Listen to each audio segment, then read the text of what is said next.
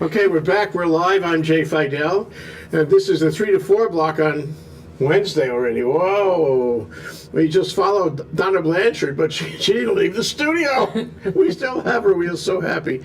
That's because our scheduled guest, who is Dan Luke, has the flu, and he can't make it today, so the show must go on, clearly. And it has been a challenging day here at Think Tech because we had a leak in the studio coming down from the overhead, and leaking on our electronics and oh, gee whiz. But they came.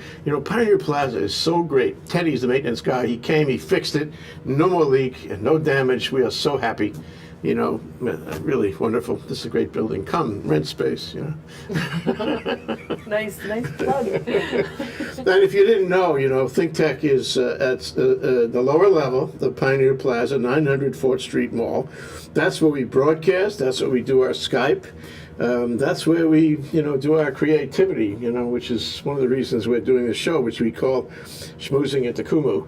And Schmoozing at the Kumu is a reference to Kumu Kahua, which is right down the block by, I don't know, 50 feet, 100 feet, something, right here. Right here. This is the creative neighborhood. I'm telling you, this is what it's turning out to be. Who needs kaka'ako? Whoa, there's a can of worms. You want to open that? So Donna agreed to stay around, and we can talk about whatever we want to talk about. And there's a lot of really wonderful things to talk about. And I think the first thing I'd like to talk about is Kumu Kahua Theatre and what you're doing. You opened, and I mean to get down there. I was going to get back to you about what day, but I mean to get down there because I want to watch this. I think you're providing art that nobody else provides, that we need to provide. We need to think it out. We need to perpetuate it. We need to enjoy it. We need to revel in it. We need to come together and gather around it. It's not serious. Of course it is. It's central, is what it is, in the art life, the art world, the arts in Hawaii. That's why you're doing the show, which is fabulous. Your last show with Sarah? With Sarah Dooley. She was incredible. You were incredible. What did you have for lunch, actually? I had a Cliff Bar. I normally would have got to the regular lunch. I didn't have time, so maybe that's my plan from now on. Keep on doing it, whatever it was. Okay, so in this great theater you have down the block, a building in which I used to practice law, because it was once upon a time it was a post office at the turn of the last century, and I think it was built in 1911. That's not fair to say turn of the last century, but in the early days of the 20th century, it was the post office building here in Hawaii, in Honolulu, and then it became, in the 60s, it was the district court.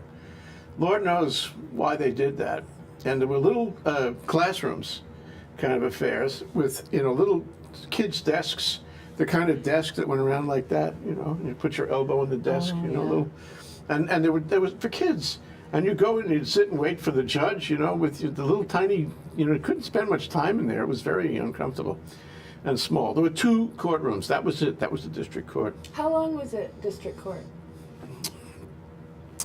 From the time I started practicing in 60. Across the street is the old police station, right across the street from you. Kitty Corner. Yeah. At the intersection of, I want to say, Bethel and Merchant. And that is a classic building. That is a building with great Hawaii architecture, that, Rudolph Valentino, arabesque kind of architecture, with the tiles and the flowing archways and all this beautiful architecture. The same McKinley has it.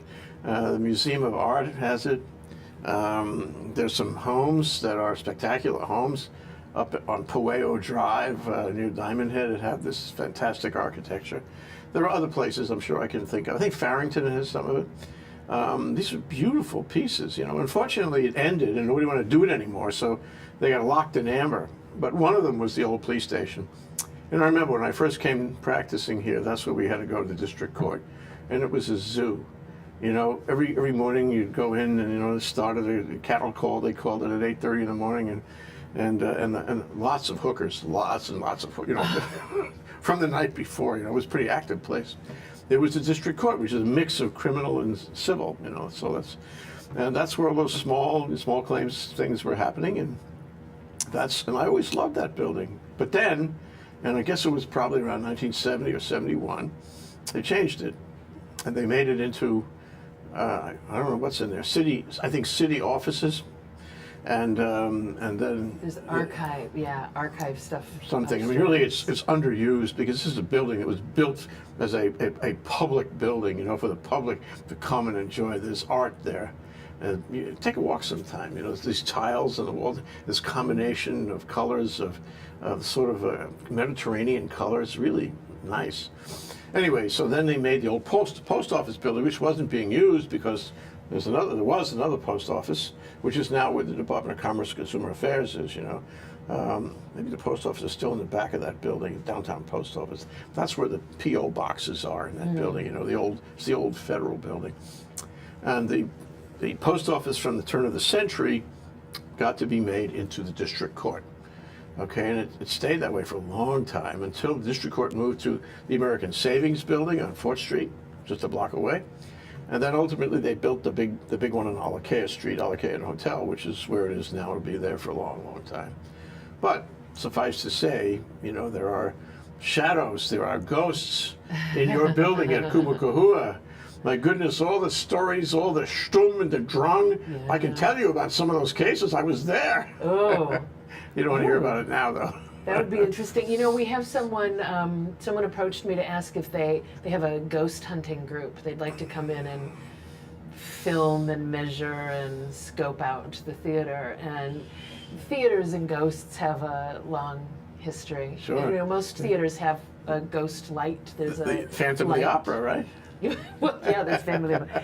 That dude was real. He was actually alive. But in most theaters, there's a ghost light that stays on when the theater is dark, so that.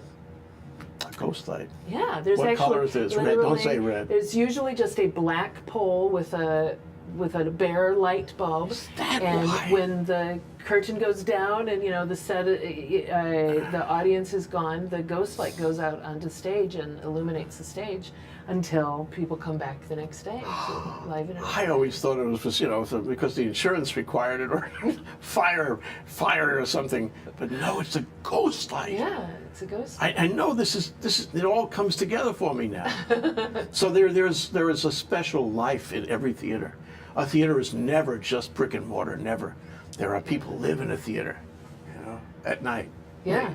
There's, well, you know what? It's all energy, right?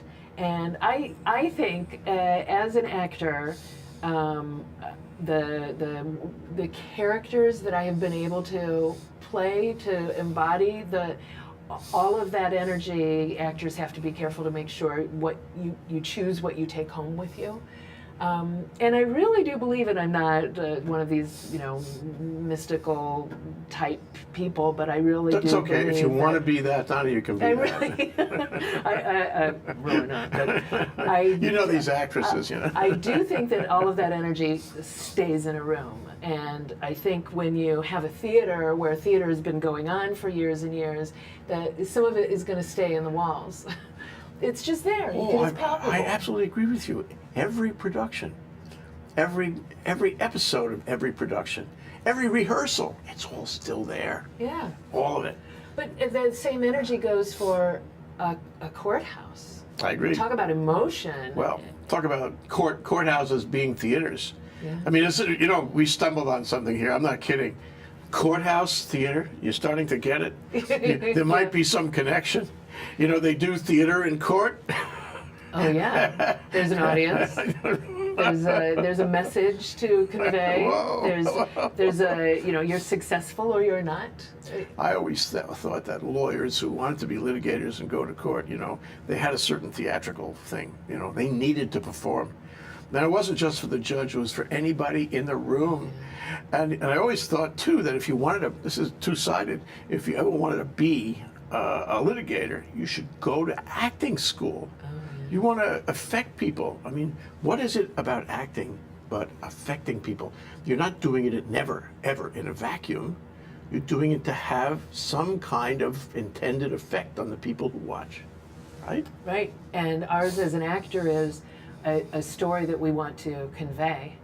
I wonder, would lawyers ever want to admit that they're playing on the emotional level? Because, if you would just go to, you know, a speech therapist to help you otherwise, but we know lawyers really are reaching people on an emotional play, you know, level. you know what it's like up in Anthology, which is a PR firm, marketing firm in Hawaii. They have a room, beautiful theater. You have to see, it's really nice. And it's a commercial, I mean, a business theater. It's to have a, you know, a lecture or something, or a gathering, a panel program. And there's a room with a one-way mirror, okay, where you can be part of a jury. And the jury's, you know, I mean, I don't mean a legal jury, just a jury watching whatever is going on in the bigger room. Yeah. And they sit and watch and they judge what's going on in the bigger room.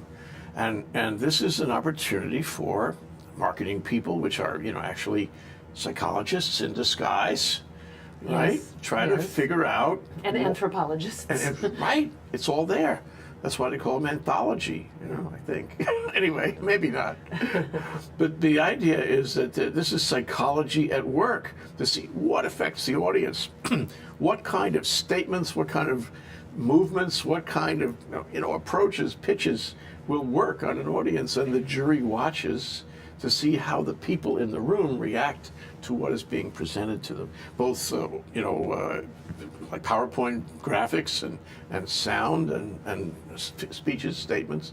And so it's all psychology. Now, is there a difference, Donna, between that and a courtroom? No, and any lawyer who litigates will admit this freely. I mean, you can hire consultants to tell you how to present your opening argument, your closing argument, how to present, you know, graphics, you know, big bucks. These guys make plenty of money helping lawyers in court do psychology on the jury. So much going on there. Even voir dire, it's an art form, voir dire. It's I like don't know theater. what voir dire is. Okay, we'll have to take a break now. Okay, I want you to tell me what that word means. We're going to take a break now. We're going to take a break so I can explain to Donna Blanchard what voir dire is. Now, the remarkable thing is it's not Blanchard, it's Blanchard.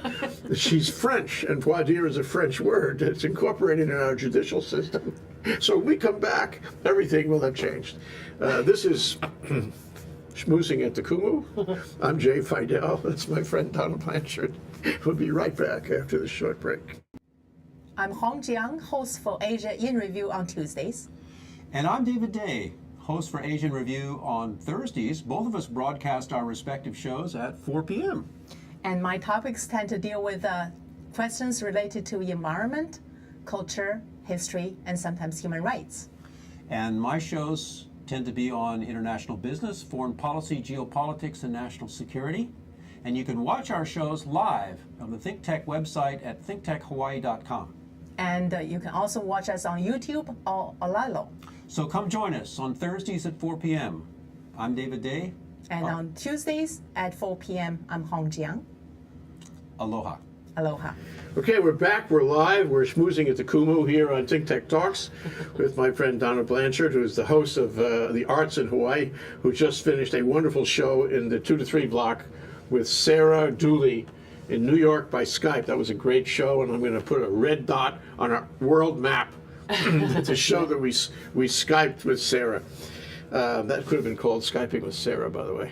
Oh, we could have. We could have. Before the break, we were in drama over what voir dire means. Voir dire is a term that you learn early in law school, and it means to see to say, and that's literal. It's French. Voir means to see, and the root dire means to say, and that's the literal. But what it really is you have a chance to see what a juror will say.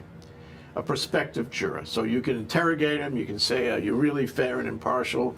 What's your life like? Tell me if, you can be fair and impartial.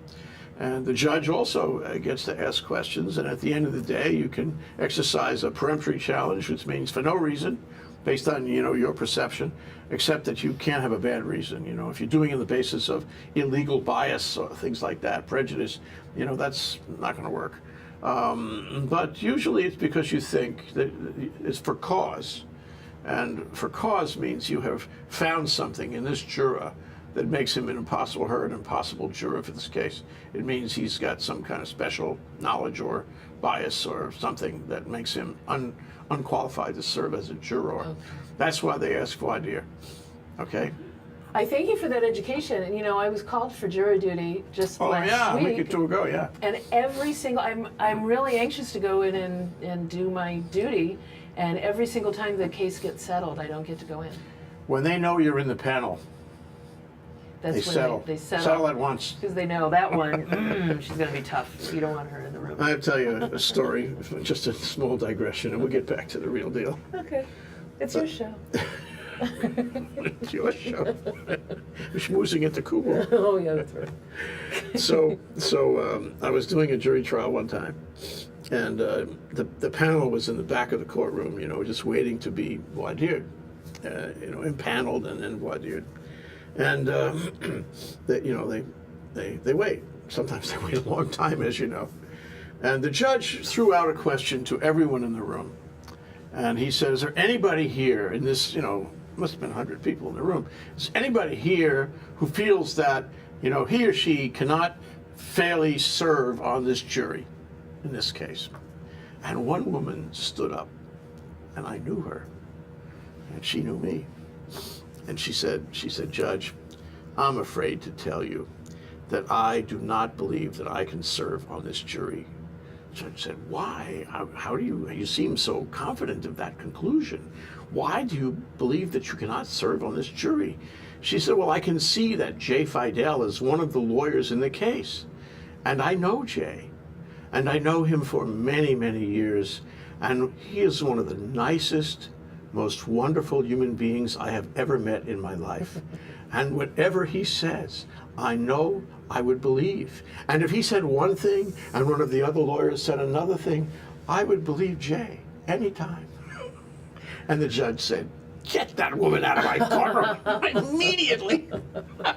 The whole panel was contaminated. Yeah. Well, that's good. There's that visceral, when one of the lawyers, does it ever happen that you have someone in a panel? It's a small town, sure. Yeah, you have to do So it. the question is, would this affect your judgment? And, most people say, "Oh, no. I know him, but, nothing special."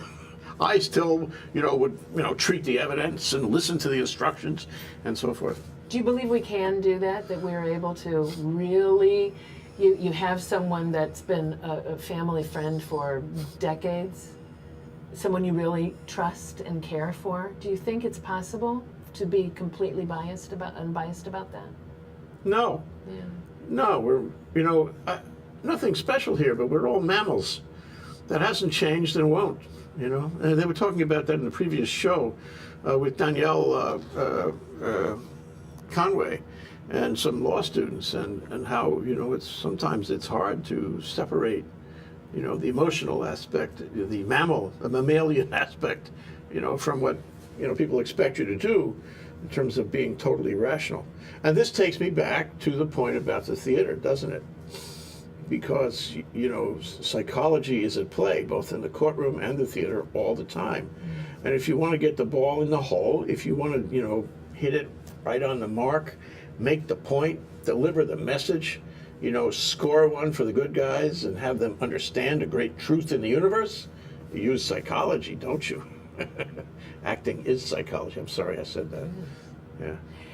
It's psychology, but sometimes it is unintentional psychology, in that while working on a role, while working on a show, you look for what is honest within the reality, the context of that script. You look for what is honest and then play that, but then in the earlier show when I talked with Sarah about feeling like I was wrung out when I got acting training, because the next step is I could naturally play an honest moment, but if you have to play an honest moment 6 nights a week for months or years on end, then you need technique. And that technique is learning the physical manifestation of that honest moment, and sometimes you just got to put it on. Yeah, wow, this is getting interesting now. Putting it on, huh? Yeah.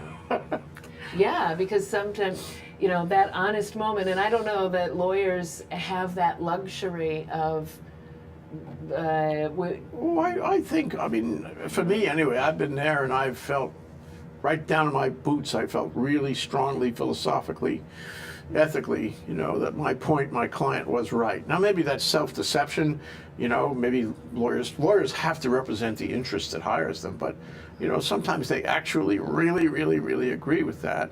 And I think lots of times they take the case with that in mind, you know. I want to advance your position. I agree with your position. That is my honest, you know, analysis of it as a human being. I'm trying to change the world for you, with you. Together, we change the world. Which is a great way to practice if you can do it, But here's the thing. You have this moment of clarity, this moment of honesty, and then you have a case, the next one, where you don't feel that strongly. Yeah. But you still have to appear, you know, you have to be persuasive. You're pitching, you're advocating, you know, you're making arguments, and you know both sides of the case. You can argue it either way, but for money, you argue it this way instead of that way. So there's a putting it on maybe a little too tough, but if you don't feel it from your soul and you rely, what'd you call it, process? On Technique. I love that. Then what is it? But putting it on. Right, and it's your job. It's not just your job because that person's paying you. It's because that person deserves you doing your job at the best of your ability. But you gotta wonder. I have to wonder. Do you feel like you need to take a shower after some of those? You know what I'm saying? Yeah, this is really interesting. But here, you know, you have an interesting problem here because you're repeating it about 6 days a week or whatever. So on day one, opening, so you believe it. You're there. You are having a great moment. You are in that You're finding moment. your key. You're delivering this pure, perfect message to people, giving them a great gift that maybe they'll take away in their lives. Okay, that's day one. Day two, not quite the same. And by day 5, it's all about technique. Okay, and you know the question is how do you rationalize that? How do you rationalize using technique instead of pure honesty? Is technique honest? Or have you sort of institutionalized the honesty into the technique? So it's not you anymore, it's the technique. Well, no, I think the technique exists to get you to the honest place. It exists to get you into the moment, as we love to call it. Yeah. The technique will get you there, because if you're not in that moment, if you're somewhere else, if you're phoning it in, you're screwed. Because in that moment, the audience is going to see right through that, and that's the thing. I'm sure this happens with lawyers also. You're in a room. At Kumu Kahua, we have a very intimate theater. You're in a room breathing with these people. They can see it. You can see really if someone's a few feet away. Yeah. You know if the person is. You know when you're talking with someone, you can tell the minute their mind wanders. Sure, they're looking over your shoulder. Their eyes are moving differently. You know the minute they breathe. That never differently. happens with you, though, Donna. This is am one in of the moment reasons with I you. so admire you and like you. There, so many people. You're talking to them. They're not there. They're not home. But you're always home. Thank you. Oh, well, thank you. And so are you. You're one of those people, and that part of that is just the caring about what you're hearing, caring about the person that you're talking with, but also it's curiosity. I want to hear what you have to say. Yeah, because in there may be some value. I mean, you made some sort of conclusion that this person is worth spending time with, and you want to find out exactly what it is, and it's it moves. It's dynamic, and so to me, watching a good actor, I'm watching the dynamic. I'm trying to figure out what's on his mind while he presents this alternative, this virtual life to me. While he fits in his suit of story. Are you thinking about that while you're watching a show? You're thinking about what is going on in the actor's head? Yes. Well, shame on you, Jay. You're not supposed to be thinking about this is an overanalysis. I want to know what makes him be him. Well, you know, what's his life like? Don't you ever? So he's out there. What was the play you sent me to last time around? Oh, Flowers of Hawaii. Flowers of Hawaii. I kept asking myself, who are these people that they can play this family? It was an extended family kind of thing, and very local kind of story about how they related to each other, even at a time of great stress. And I kept asking myself, did they come from this family? A family like that? How local are they? Do they, you know, did they derive their connection with this story from their own lives, or did they have to study up for it? How close were are their lives to the life they portray? I kept asking myself that. All right, now that's interesting, because my knee-jerk reaction to that is, if you, the audience member, are taking the time to ask those questions, then what's wrong with the show? Why hasn't the show completely engaged you? Oh, well, But I know it was a fabulous show, and I know you loved it. I did. So you must be one of these people with the bifurcated brain that you're watching the show, but you cannot just stay in that. That's true.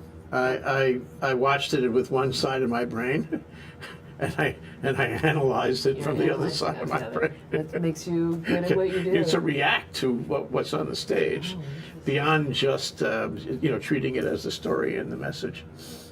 You know, we had after the second Friday performance of every one of our productions, we have a talk story. The audience is invited to stay and talk with the director, and when possible, the playwright is there. And someone asked a question about the characters in that play, and the play was written by Lee Cataluna, and those characters are they're real. You know, you believe these people are real. And the woman asked, she was from the mainland, she didn't represent us very well, I think. She said, who knows these people? Who knows this? Whose family does this happen in? And I thought, it happens in everybody has these characters in their family. Right. You may not see the down and dirty that we really got into in the show, but every despicable characteristic and every wonderful characteristic was there in that lady's family too. Or she's fooling herself. Gave me another thought. Okay. But I'm gonna take a break first. Okay. Okay, I have to round out the thought. That's Donna Blanchard. She's the host of The Arts in Hawaii, one of my favorite shows, every Wednesday at 2 p.m. She just did one with Sarah Dooley, a musician by Skype in New York City, who was so kooky. Okay, and so because our regular guest here couldn't make it, he's not feeling well. We decided we'd do Schmoozing at the Kumu. We're referring to the Kumu Kahua Theatre down the block. And Schmoozing, spelled SCHMOOZING, is a universal word, and I can't help you with that one. We'll be right back after this break. We want to thank our underwriters. Hawaiian Electric Company and its affiliates Maui Electric on Maui and Hawaii Electric Light Company on Hawaii Island are deeply committed to the communities they serve.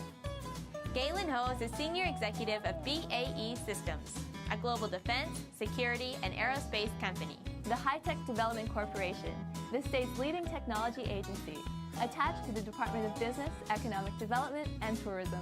Castle and Cook Hawaii, with a time-honored legacy that spans more than 160 years and revolves around its mission of investing in Hawaii, creating communities, and providing for the needs of our state. Hawaii Gas, formerly the Gas Company, a proponent of the Liquefied Natural Gas Initiative, helping Hawaii achieve its transition to clean energy and a better energy future. Collateral Analytics, a Hawaii-based tech company empowering the real estate industry with greater and faster access to the tools and data they need to make better informed property investment decisions. I'm Nicole Horry. Thanks so much for joining us on Think Tech. I'm Maria Kashem. See you next time. Okay, we're back. We're live. What is this? Wednesday. Think Tech? It is Wednesday. Think Tech Talks, Schmoozing at the Kumu, with Donna Blanchard, who is the executive director, manager, and producer and director. Managing director. Managing director of the Kumu Kahua Theatre, which you've got to see. It's right down the block. You know, look them up on the website, buy a ticket, go see. Enjoy, local culture being preserved, and more than preserved, being expanded, being made alive, like vitalized, revitalized. Anyway, so the thing about what was the show called again? Flowers of Hawaii. Flowers of Hawaii. It was really about families, and I mean, such good theater is about families because we live in families. I mean, our society, our world, our human race is all about family. Well, everyone relates to it. Yeah, it's a structure. It's fundamental. It's everywhere in every culture, everywhere. And so, you know, I referred to Leave It to Beaver during the break. You know, Leave It to Beaver was what my parents wanted to have. You know, everything is perfect. Sort of model out of the 50s. Everybody behaves just perfectly. Right. They do exactly what they're supposed to do. Leave It to Beaver was a television series where he was a kid. Beaver was the kid. and they all acted perfectly. And it was like, ridiculous. Yeah. It doesn't work that way. Every family has the flowers. Every family has issues. Every family has a crazy uncle. Yeah. Every family has skeletons in the closet. We could not be without that. Well, and if we pretend that it doesn't exist, if we're trying to live up to that standard, you know, in reality, mom's taking methamphetamines and dad's drinking too much, and the kids are getting into, you know, a world of trouble. And we have to talk about those things. It's what I was talking about with Sarah Dooley, that the beauty of her work, her songs, is that she brings out that dark side, and she goes ahead and bears her soul. And some people will not be attracted to that because it will scare them away, and they won't want to admit that that's within them, but it is, whether you want to say it or not. No big thing. Mammals. Yeah, yeah. So when we see a play like Lee Cataluna's, and we get to experience the range of people and all of those relationships that happen within families, and families can be by blood or by association. In Hawaii, too. any number of ways, you know. Yeah, that resonates with us. And the Hawaii family, which she captured, is a special kind of family. You don't find it everywhere. And it's made up of elements that, you know, you wouldn't find anywhere but Hawaii. It's a special extended family kind of quality. It came off the plantation, came off, you know, with children that you sort of adopt as, what do you call it? Hanai children.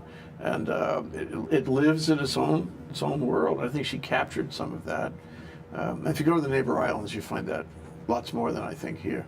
But you also find, and this goes to Sarah as well, you also find the facade. That people want to have a facade. And the play goes through the facade, I think. It goes through the facade. Anyway, you need to do more of that. Okay. So what's the one now? You I'll just tell you opened one. Yeah, just last Thursday we opened a show called Moa a Mo'i, which means chicken into king in Hawaiian, and it's the legends of Umi, who was a ruler who began very modestly, and with his own intelligence, brilliance, charm, charisma, was able to become a very powerful ruler of Hawaii. It's written by Jean Charlot, the artist. Artist writes a play. Yes, right? And here's Is the what play I like think. the art? I think it is somewhat. I think that, you know, his art, those oblique, you know. Bold strokes, good colors, Yes. touch you, earthy. I think what we have in this show, we have a script that is written with bold strokes. There's a lot of information. There's a lot of folklore brought together under the auspices of one play. A lot of different there's something like 28 characters in the play. We used a small ensemble of actors to do it. But we have those bold strokes, and then we have an incredibly skilled director, Daniel A. Kellen, who is the education director at Honolulu Theatre for Youth. He's going to be my guest next week. Oh, great. Yeah. I'm going to meet him, yeah. He did some awesome work with these actors. The actors, he was able to bring in an immensely talented group of all fairly young actors who I suspect, I wasn't a part of the rehearsal process, but I suspect they got some education while they were doing this. I see growth in those actors, and that's You're I'm right. really That's proud that- credit to the director. yeah. I'm really happy that's who we are. He had movement designers and costume and lighting designers that helped to create this ensemble of work that adds a lot of detail to Jean Charlot's bold strokes. One more break.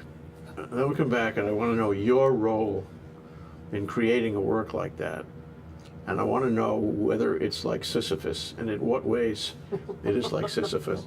Okay. She never thought for a moment that when I suggested schmoozing at the Kumu, we would include schmoozing, voir dire, and Sisyphus. Sisyphus. I like that. It's Jay Fidell, Donna Blanchard. We'll be right back. Aloha, I'm Maria Kashem of Think Tech Hawaii, and I want to tell you about our Think Tech talk shows. If you didn't know it, Think Tech streams video and audio for all of its shows live on the internet from 2 to 5 p.m. every weekday afternoon, and we replay them all night long on ustream.tv. Visit thinktechhawaii.com for our live stream and YouTube links. Raise your awareness on Think Tech. I'm Maria Kashem, and I'll see you there. Aloha, I'm Jay Fidell of Think Tech. We have some news for you. In addition to our Think Tech TV show and our Asia in Review show on Olelo 54, as of January 1st, we're adding Community Matters to play also 2 hours a week. Check out thinktechhawaii.com for the specific times of each of these shows. We hope you enjoy all three. Mahalo, I'm Jay Fidell. Four horsemen on their way right now. Okay, we're back, we're live, we're not kidding. Schmoozing at the Kumu with Donna Blanchard. Blanchard. Who is the, what's it, director? Managing director of Kumu Kahua Theatre, right down the block. I'm just a matter of a few feet away. And she's got this new play just opening called Moa Amoi. Moa Amoni. Moa Amoi. Moa Amoi. It's something about chicken to king. Yes. It's about how you can start as a chicken and wind up a king. Yes. And inherent in everybody is this ability.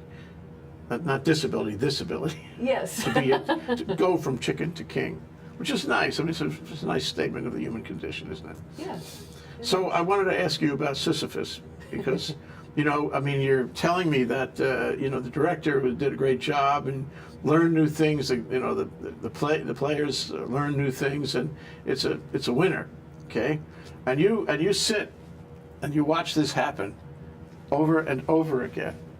And you watch this process of the people being inspired, of finding the message, of expressing the honesty that you mentioned, okay? And each time you start like from scratch.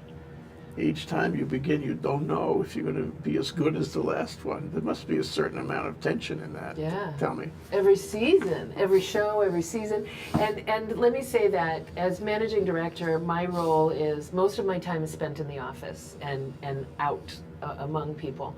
We have an exceptionally talented and well-educated artistic director, Harry Wong, who he is the one in those rehearsals. He is the one who works each season to he's reading plays, he's working with a committee of people reading plays and selecting a slate of shows. This is what we're going to do. And each season you hope you're going to have all of that wonderful variety and because I want more subscribers every year. You know? How many per season? 5 shows per season. 5 shows per season, and each one lasts, what, a couple weeks? 5 to 6 weeks. Oh, 5 to 6 weeks. Yeah. So plenty of time to pick your seats, so to speak.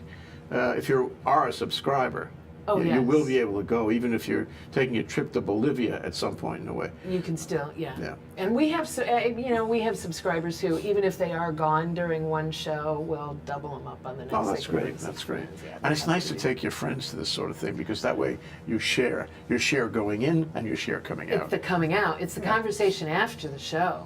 Yeah. Right. That's what I love the most. So every show.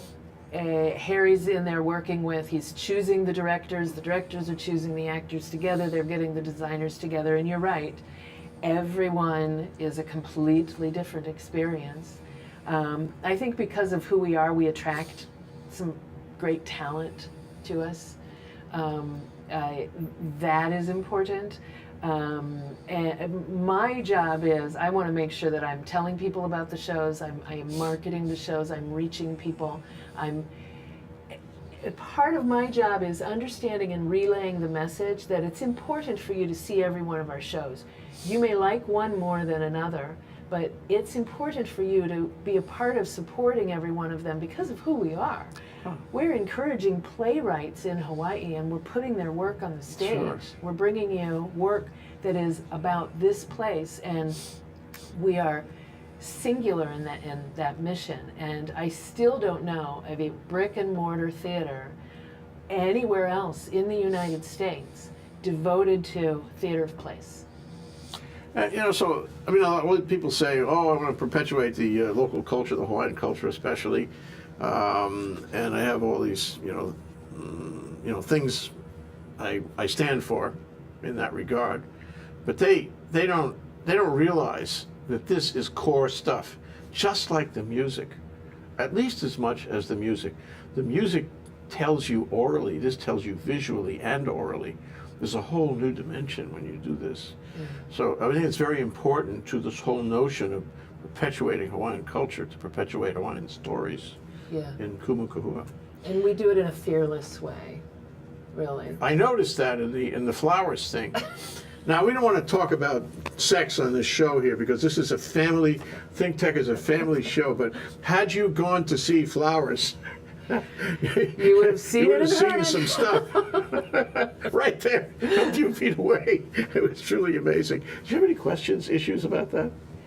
We had one woman contacted us, and I'm not going to say. I could say that it was someone from a retirement home. Okay. I'm not going to say, where, but I will say that this is part of our outreach. We offered these tickets free of charge to this group. And a woman contacted us after seeing the show and said, I love theater. I enjoyed the show, but I think it was too much for some of the people who are with me. Say, well, they didn't have to, they didn't have to come. We do tell people what shows are about, and sure. She was the only one who said anything about it. And the group came back they've already, come back for this show. I do understand. This is important. Every single seat for that show sold. It was the night I was there. Yeah, every single one. We extended it for a weekend, and every single seat that was available for that show sold. But some were vacant after intermission. Oh. So there you have were an some- idea about why? There were some people who, sometimes people don't come back after intermission because they get a phone call and they got to go home for some reason. Some people see something in the first act, it makes them a little uncomfortable, and they don't come back. And we hope that they will come back to the theater again. We hope that they're supporting us because they believe in our mission, not just a show by show. Because you have those layers of people. The people who will come because I know someone in that show, or I like Lee Cataluna, so I'm going to come to that one. My job is to get them to come see the Jean Charlot piece that follows, and the Eric Yakamori Well, piece. theater should challenge you, especially, community theater like this, especially downtown culture theater like this. We need to be challenged. We need to be taken to the edge. I'm serious about this. But one last question before we break, and that is this. Before I asked you about Sisyphus, and I asked you about, how it was to watch, the director of a given show, go through this process and try to reach excellence and, maximum creativity and all that, and being greatly satisfied sometimes, and sometimes starting from scratch and trying to see hoping the same level of excellence will be reached and the same level of creativity. But my final question for you, deal with it as you will. Okay, doesn't this change you? Isn't this a Sisyphus for you personally? Don't you come away with a different level of understanding each single show in your life that you supervise and manage like this, isn't it? Oh yeah, it has to be. If you're paying attention to anything that you do, it changes you. Hopefully you are learning every time, but all of those experiences, it's not all a bed of roses. It's challenging. There are, I've woken up at 4 o'clock in the morning and thought, oh, I gotta do that, or oh no, we didn't do that, because Lawyers there are do the same thing. There's so many, yeah, lawyers do the same thing. I imagine people who run stations do go through the same thing. That's because we care. And if it weren't for me, if it weren't challenging, I'm not the sort of person who's going to be happy crunching numbers day in and day out, and I'm not the person who's going to be happy programming, or this sort of, it is so very dynamic, and there's so many moving parts that we thrive there. And you must be a bit of an adrenaline junkie yourself. Sure, but let me ask you one super attenuated question. If you had to pick one word that describes what you get out of it, what you look for, what gives you the gratification, what is the one word?